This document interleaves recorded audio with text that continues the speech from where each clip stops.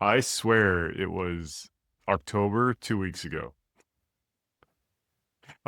We came back from Europe, and then it just turned into catch up, and then things on the weekends, and then reInvent prep, and then more reInvent prep, and just I was covering on the partner side, and then reInvent was in Thanksgiving reInvent, and now the year's over, and now we're all headlong into 2026 planning, and just having this oh shit moment. Like, oh fuck, what's my quota gonna be?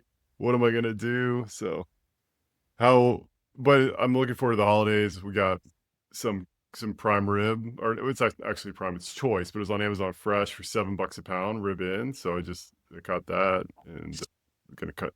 We're gonna do sugar cookies with royal icing and chocolate chip cookies, and probably do some pumpkin pie. And I really want to smoke a brisket, so I think I'm ready. But we got one more week of full on work next week. But Yeah. yeah, it's I'm excited. Yeah. No, I was thinking about it too, but I don't think we've been on for almost 3 or 4 weeks. I think there was like, as I had that like flat tire that totally like threw us through the loop. I think it was almost like the first week, and then you had an event the following, and then or something. There was, but it's Well, yeah, yeah, you're right. Okay, yeah, because we had Thanksgiving. I forget we talked the Friday after a reInvent, but I was in the Uber, so that's 2 weeks right there. Plus the flat tire, it's three. Yeah, it's been a minute. yeah. Yeah, So, but it, just to your it's point, it was good. like October, like last time we met. Excuse me, drinking a Dr. Pepper. Yeah, the the carbonation got me. Well, yeah, a lot to talk about and catch up on. I think so. 'Tis the season for annual reports.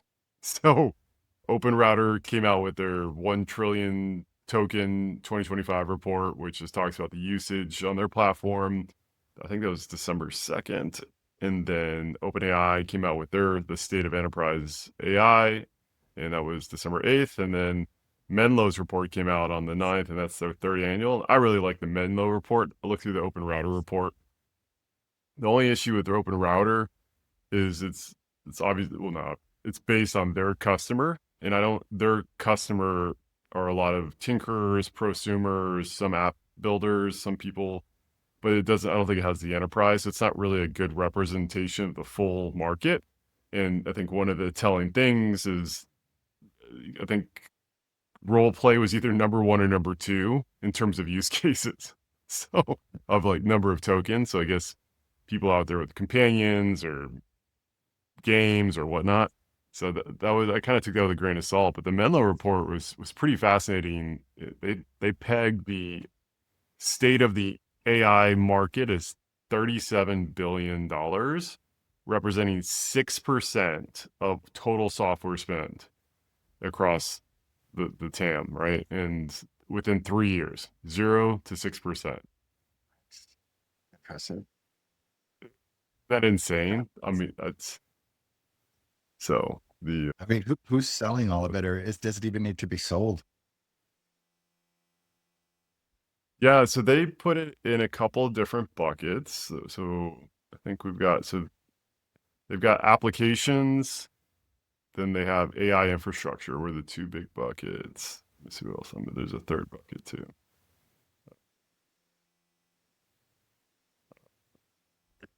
Well, yeah, those. So there's two main buckets: application AI and AI infrastructure. Then they have a couple sub buckets.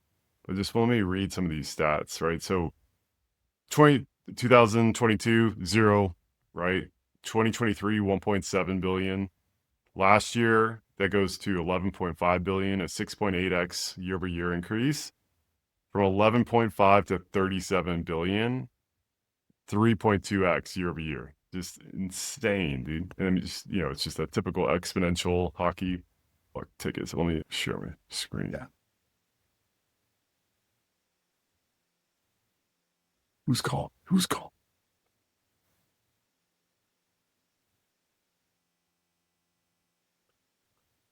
So just kind of blew my mind. So here are a couple other quotes. So out of this, you've got 10 products that they estimate are generating over $1 billion. And then another 50 products that are already doing over 100 million in ARR. So $0 3 years ago to 10 companies doing $1 billion of revenue in AI is insane to me. And then 50 more companies doing over 100 million in less than 3 years. Like, cannot wrap my brain around this. And one of the quotes I heard from Tom Lee was, the bull case for 2026 on the Scott Galloway show. And he said, I think a lot of AI companies are overvalued and will fail and underperform the market. But as a whole, as the full basket, I believe that, the winners plus the losers will outperform the market in 2026. And it's hard to argue with these numbers. I mean, somebody's obviously winning. So, well, I don't know. What are your thoughts, man? Yeah, I mean, I'm curious. I mean, the general question are the companies that are winning and the ones that are selling, is it just the like the big four or maybe just the big three at this point, GCP, Anthropic, and and GPT or Yep. chat or open AI? So So it's kind of interesting, the breakdown. So a lot of people are quote unquote buyers, but here, let me pull up this. So enterprise has gone actually increased their share of buying from building. So I think they were 50% last year. It's up to 76% this year. So you can see here on the left, we've got foundational models going from 0.5 to 12.5 billion easily. And this is the infrastructure side. So foundation model being number one, model training, and then AI infrastructure. Now on the application layer, it's the horizontal AI, then at 8.4, departmental AI at 7.3, and then vertical AI at 3.5. So yeah, it's pretty interesting, the distribution here on, the two different markets, applications and infrastructure. wondering which one has the like most job openings right now, because all we hear is like layoffs, layoffs, layoffs. But or are they approaching this from like the standard I guess we'd say old school now, but just the old like B2B sales, like count teams, or is this product being sold in a different way? It's I don't know. So okay. So the report says the startups are actually product-led growth is working better for AI companies than SaaS. So way better than, any of the SaaS companies ever did. It's a fit on product-led growth. So they use examples like N8N just seeded the market around an open source community of all the orchestration. And then essentially they just converted their open source community to the paid offering. Lovable, Figma, there's just all these people that just prosumerized, the chat GPTs. And then essentially the enterprises went and bought whatever their top talent wanted to use. And so that fit was really interesting to me. It varies. So on the application side, startups have been especially successful. So for every, I think it's like every $3 of spend on AI applications in a category, the startup is capturing $2 of that, or 66% of the spend. So the startup's actually beating out the incumbents, and it's pretty specific. And so AI coding assistant is still the number one use case. But even in the other ones around research and IT and finance, the incumbents are struggling. That flips a little bit more on its head, and it's more of the incumbents having success when you get into like data science teams or data silos where integrations and having, they have a little better moats. For example, having the data in the system is a little stickier, where the incumbents have been claiming more, but the startups have just been killing it in the AI space, which I thought was super fascinating. I was kind of looking for your company, was curious how like crypto fits in here. And I couldn't quite, piece it all together, but just 100 million ARR used to be the benchmark. How fast can you get there, right? And I think Wiz was the fastest, and then you had Lovable hit it, and I mean Cribble's hit it. It's just And now you've got 50 different 100 million ARR companies in less than 3 years. It's just mind blowing, dude. 50. Yeah, I guess. And two, like I'm curious because to your point about like, then as like you move down to like maturation or like, enterprise level, like you get to the data silos and the data science teams where they're not going to be using like an NAN as much, or I'm going to assume not. So it's like, wonder if this is just the very like, gold rush 12 to 18 months where it was so net new and other engineers at other like startups or SMBs or places where you don't have to have too many like, you know, compliance teams involved in setting up like a tool. Just were like, yeah, let's pay the $100 a month per seat to get access to this AI model. And so you do have this rapid, 100 million, you know, ARR, but then it doesn't last because then, right? Like you got to move upstream to the enterprises and it's like, well, this tool isn't as fun. And now it's sort of the novelty is gone because, the AWSs or the GCPs are now introducing more enterprise grade. I don't know if I'm articulating that. I'm just like wondering how much longer like startups can continually win, or does like the novelty phase just like fade away? Yeah.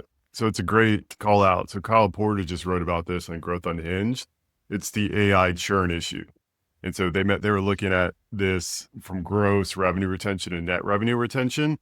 And to your point, so your B2B SaaS, right? Typically the sales cycles are longer. It's a more elongated and deeper due diligence. There's more stakeholders. It's more complex. And so once you make the sale, there's also an investment to implement, train, enable.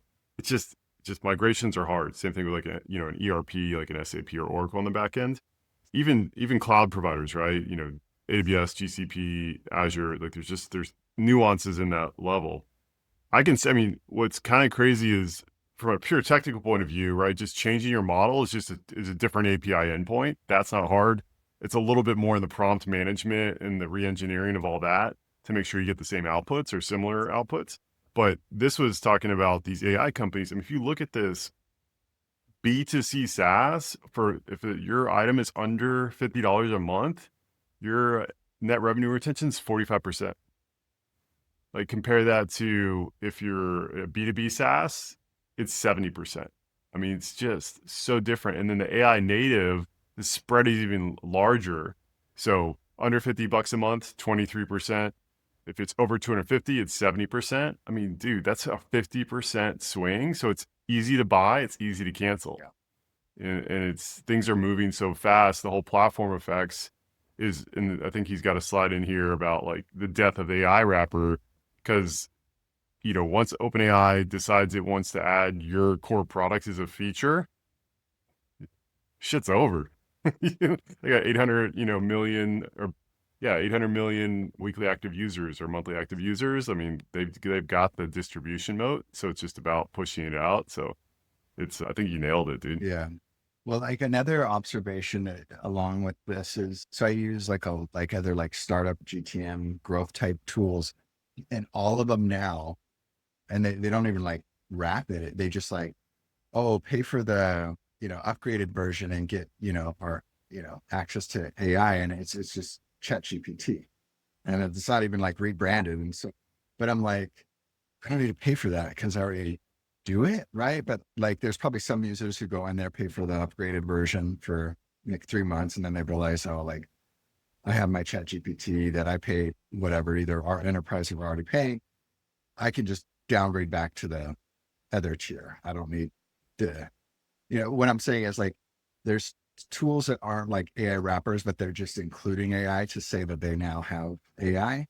Um, and they're charging a premium for it, but then it doesn't really improve the flow per se. So like at one point, like they probably just, it's one of those tiers that probably just disappears because I don't use it. Like I'll use my own Chat GPT and just copy and paste it versus doing it in that different app. Yeah, I'm with you because I do similar stuff with some of our tools, and I'll talk about some of the things that I've been working on this week, which I think I'd love to compare notes. Or do you see any of these in here that you've worked with or used? This departmental AI map is super cool. So, for example, in sales, the incumbents are Salesforce and Gong and Outreach, but then the startups are your Clays of the world. Let's see what we got. GitHub Copilot. That came out forever ago. Had all the great stuff and just got disrupted by Cursor and Claude Code and Replit and Lovable. Not familiar with finance. Customer success. It's market research is. I think Qualtrics is just getting disrupted like crazy by Be Heard. Yeah, I can't zoom in, but what I would say is you did call out Clay, so I do use Clay, but like it's not. Is it under Salesforce? Like, is it trying to say it's displacing Salesforce? Or This is going back to the comment of, yeah, so for an AI native product, so Salesforce has AI yeah, features. And so in this kind of new market, for every $100 spent by a customer, $66 are going to the startups, and then only 33% is staying with the incumbent. And so they're not growing as fast. They're getting less of the market share than the competition. So that was pretty fascinating to me. got it. Yeah, and Clay is just like a different beast. Like, it's definitely not replacing Salesforce. And just a quick, like, pitch on what Clay is and like how I leverage it. Do you remember the days of like, pulling like Apollo lists or like the customer lists that like, um, More of Zoom info. yeah. The Zoom info. So Okay. like, the Yeah. Apollo Zoom info, I think Zoom info is still around. Okay. But yeah, so you pull it, and then sometimes it would have an email, sometimes it wouldn't have an email, sometimes it have a phone number. Yep. So like Clay does all that like data enrichment. So like it basically aggregates and will pull in like the Zoom info, but then use like multiple sources to help enrich that data. So maybe like one source didn't have the email, but another does. And then you can build like sort of like workflow pipeline. So then you can have like an automated email that it will help structure. But at the end of the day, still piping everything into Salesforce, right? Like it's not, and Clay doesn't position themselves to as like, oh, hey, use us as a CRM. Maybe they're going to try to position later on, but as of now, like I would not use it to like track opportunities. And that, as far as I know, there Yeah. is no way to, um, but yeah, but it does have the Salesforce-esque features of like lead management, like setting up on Interesting. campaigns and stuff like that.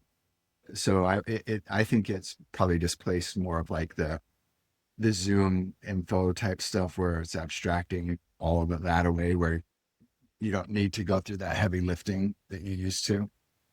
Or at least from the Yep. perspective of how I use it, right? There's maybe others listening that maybe like, we don't use it that way. We use it this way. But that's Yeah. one No, that I mean, has like Chat GPT built in where I'm like, I don't use it. I just use my own Chat GPT. yeah. So this was so one thing that surprised. So horizontal AI, so which is ChatGPTs of the world or the Claudes or the Geminis, they're still massively beating out agents. And so I spent a lot of time with, like talking and working around agents. And 2025 was the hype year of agents. So we'll see what 2026 is in terms of production. But the it's interesting to me that just agents really haven't kind of taken off. And basically, the comment here is all these AI implementations are shockingly simple. You know, so it's a RAG based search. It's a lot of prompt engineering. It's just pretty straightforward. It's not a really sophisticated tech stack with observability and this and that and calling, orchestrating a fleet of agents. That's just not here today. So I thought that was kind of interesting from a pure where are we on the hype cycle adoption.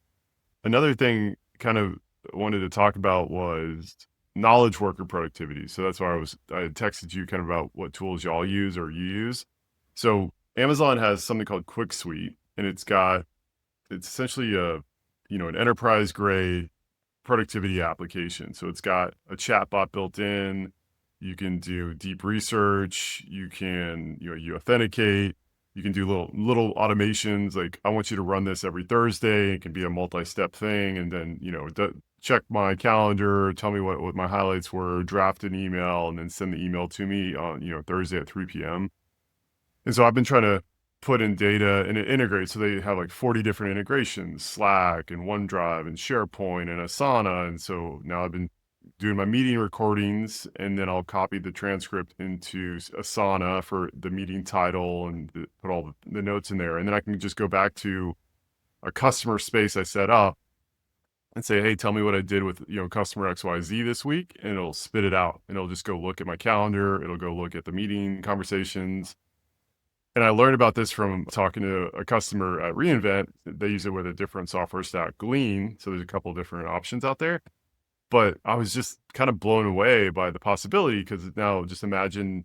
So another example is, take your account plan, take all your meeting notes from the past year, do a deep research on like, what are the, you know, this customer disrupted the SIM market and they want to do the same thing with observability. Here are Amazon's observability platforms. How can we work together over a 3-year plan? And so I had to create, this research and spit it out. And now I'm taking that PDF, and then I'm creating my own knowledge base, which is a RAG. And then I'm thinking, okay, give me 3 think big ideas going into 2026 that I should add to my account plan. And so that's kind of with the direction I'm heading, is like, how can I automate this? How can I kind of streamline it, but also be a thought creative partner? And I don't have any home run production use cases out there yet, but the promise of it all is extremely exciting. And so I was just kind of curious. I know, again, you could kind of do it with ChatGPT or Gemini in a different way, but this is cool because it's all so basically Amazon invested the back end to create all the knowledge bases of like your reInvent catalog, pull in HighSpot, Amazon Connect, Graviton. So you ask it a question and it queries all of the AWS curated information and knowledge bases and comes back with an answer. So I put in, for example, here are the models that someone's looking at, map those to Bedrock, boop, and it spit it out. I was like, this is awesome. So, but yeah, what kind of tools are you using these days? Anything? Yeah, I mean, can you run through them real quick though? It was called, what is it? They're calling it Quick what? Quick Suite. So it actually kind of it was a combination of Quick Suite. Amazon, I think, Amazon Q Business combined with Amazon Quick Site. So there's another component I haven't even played with yet, where you can pull in your own analytics and dashboards. Yeah, I mean, that sounds pretty interesting. Yeah, just the workflow that you shared is interesting. I mean, I think that's the toughest one right now. And, solving is like aggregating everything. So you'd ask about Glean, and we use Fellow. Fellow like records our meetings. And then it has a feature where it can type the meeting the meeting notes into Salesforce for that customer, if you have that customer's email address right in Salesforce.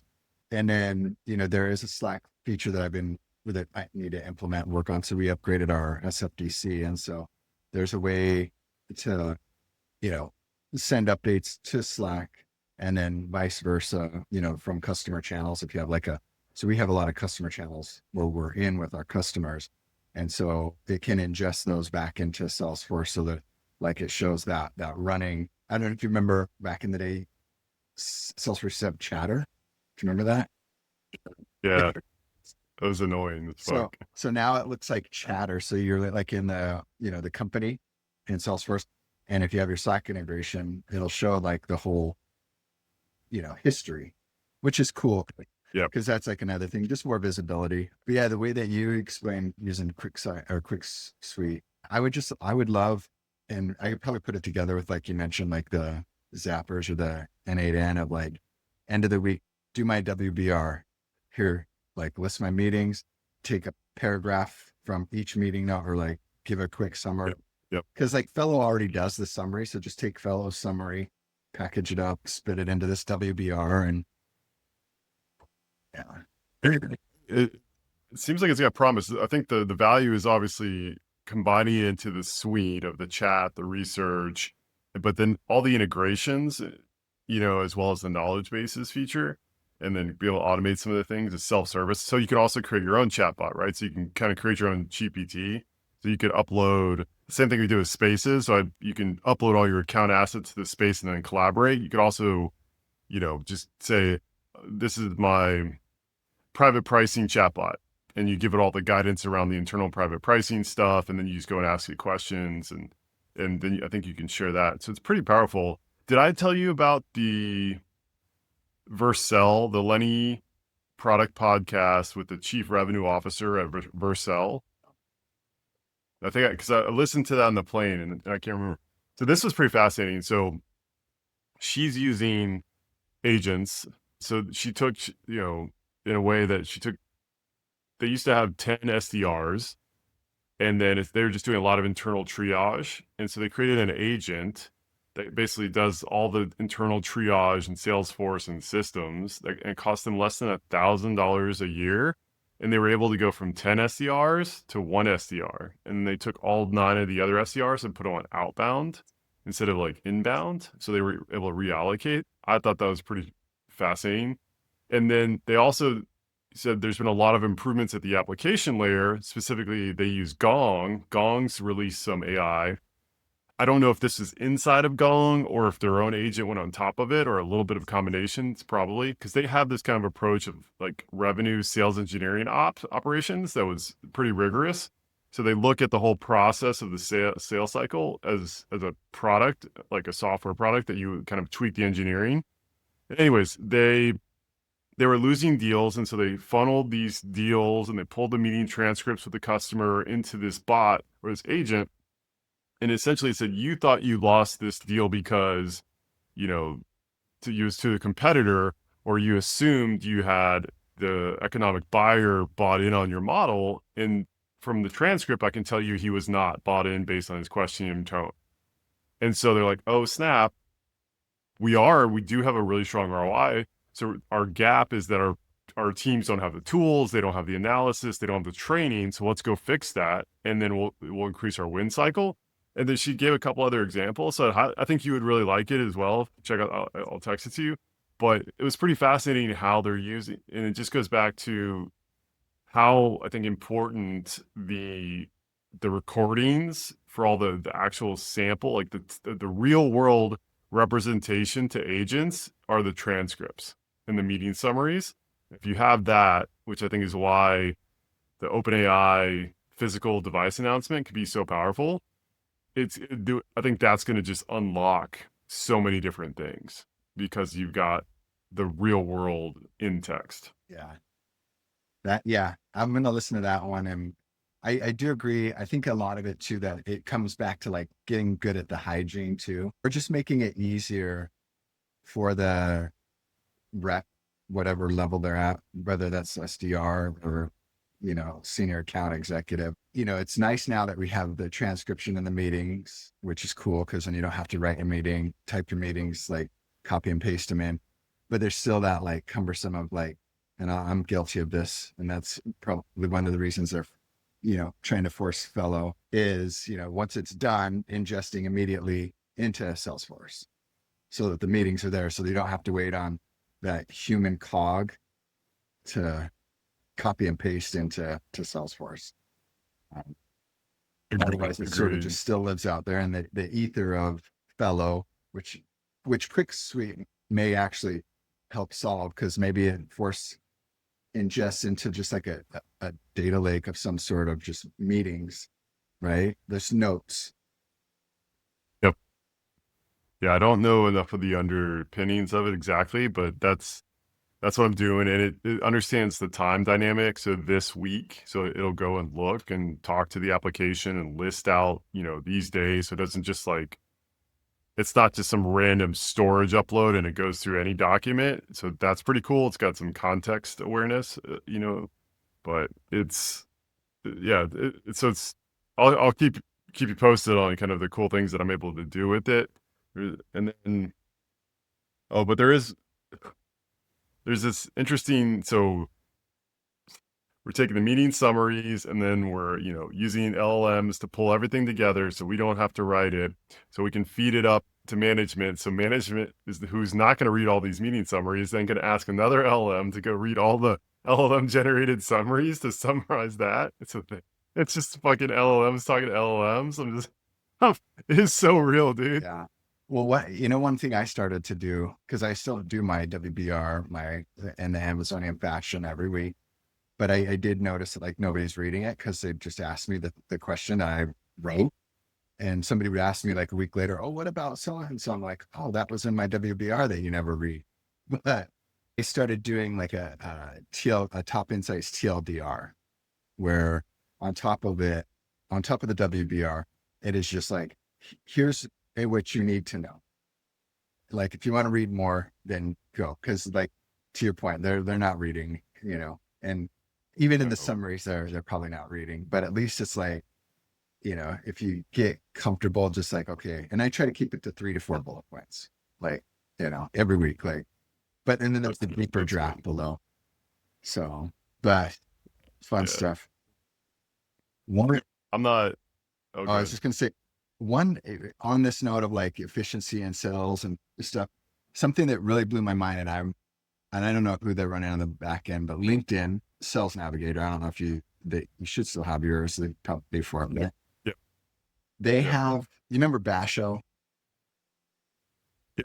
Yeah. Like you saw like an article in the Wall Street Journal and you'd like write up an email to the CTO, like, That's hey, that's why I think it'd be yeah, good. Yeah.